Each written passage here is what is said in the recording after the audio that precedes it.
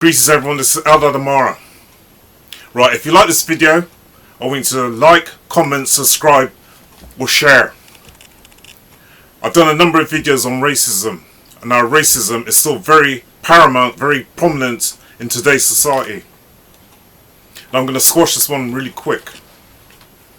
I know we've got Black Lives Matter, and lots of white people also marched, along with black people, after the killing of George Floyd.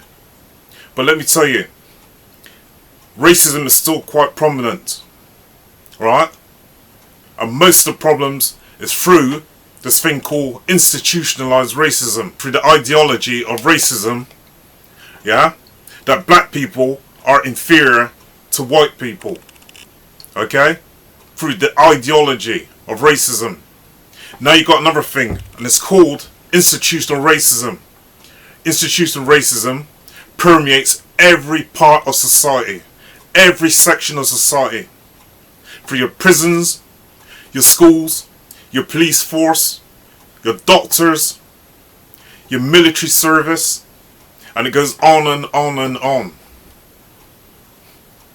You see, black people, even at the higher levels, yeah, those professional people, right, whether they're news readers, whether they're footballers, yeah, they still suffer from racism. The only thing that's made their life a bit more easier is the fact that they got a bit more, how would I say, more status and a bit more money. But they still suffer from racism. Watch this video. 0 black board members as we speak today, 0 black chief executives, 0 black captains, 0 black directors of cricket, 0 black leaders. So I'd love to tell you it's positive. I do think the future can be bright, but you know, where it is right now, there's a lot of work to be done. For 4 years, Ebony Rainford Brent played for the women's England cricket team. You were the first black cricketer to represent England. Yeah, and I made my debut in 2007, which is not that long ago. How is it possible that I'm the first? I knew I was the only black woman playing through my whole career. You know, I spend most of my life, 99% of the time, walking into a room in cricket in England, and you're the only black person. And what was your experience as a black player in the England team? Yeah, quickly you knew you were different, which I didn't experience.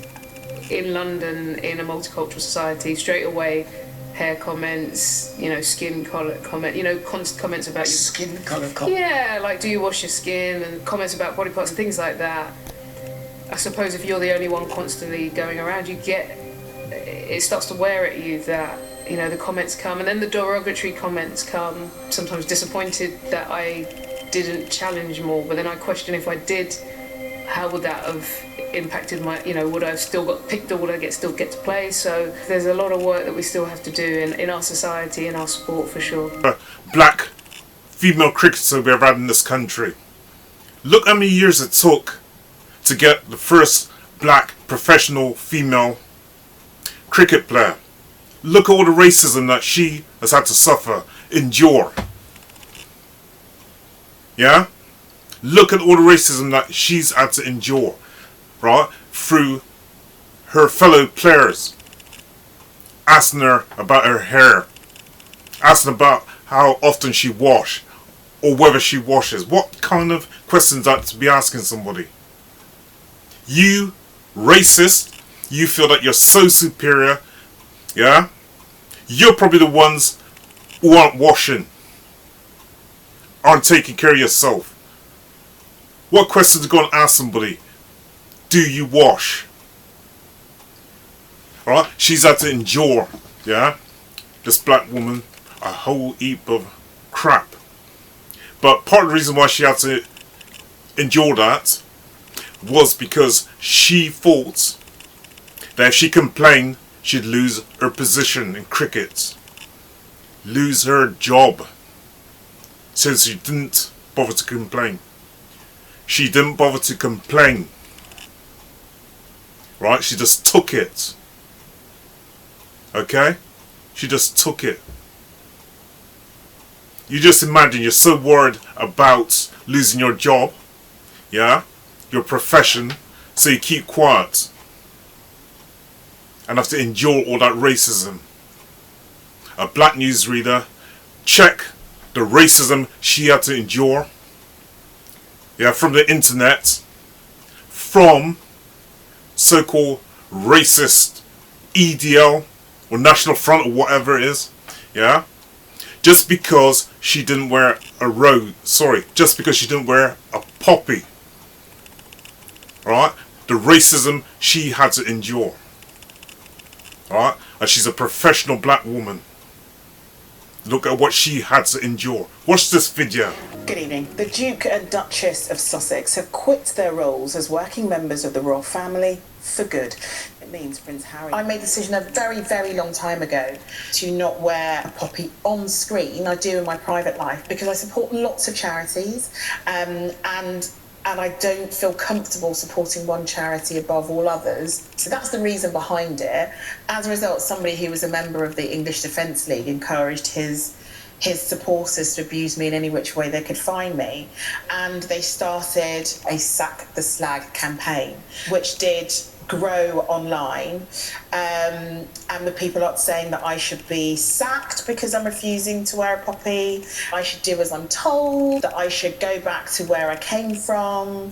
But interestingly, for those presenters who are not black and who are not women, do not get nearly a fraction of the abuse that I get online. I don't get upset by many things, especially racism. As I keep saying, even at the higher levels, the higher echelons in society, you as a black person, professional, still have to endure all this racism. You have to still endure all this racism, even though you worked hard for your position. People are telling you that you're not good enough, right? Or somehow that you cheated. It's totally wrong. Now check this other video with John Barnes. John Barnes talking about Harry and Meghan Markle. How their baby, right? How some people in the higher echelons and some people in the royal family were asking and questioning what colour the baby's going to come out. Whether the baby's going to come out fair or whether the baby's going to come out dark. Yeah? What does it matter? What does it matter? We're supposed to be living in a society, right, that's supposed to be fair and just. What colour does it matter the baby come out as? That's because there's some people, they think that the royal family should be white and pure. Right? Asking what colour eyes are the baby going to have? What colour eyes? What does it matter, really? But let me tell you, in the higher echelons, the higher you go up in society, the more racism I think you endure.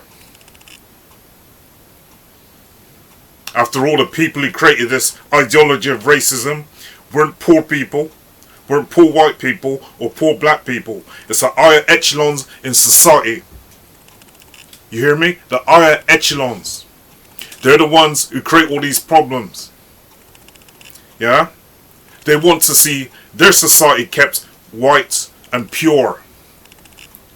Somehow they feel like tainting the blood, right, is some form of sin.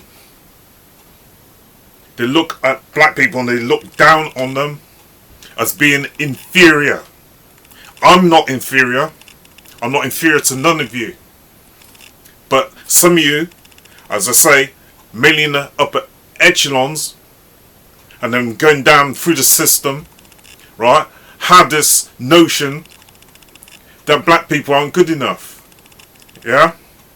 They think somehow that we're biologically also inferior. That is from the top, working its way down through the system. They didn't leave, and they didn't leave the country because of racism in the royal family. They left the country because of racism by the press. Prince Harry said it himself.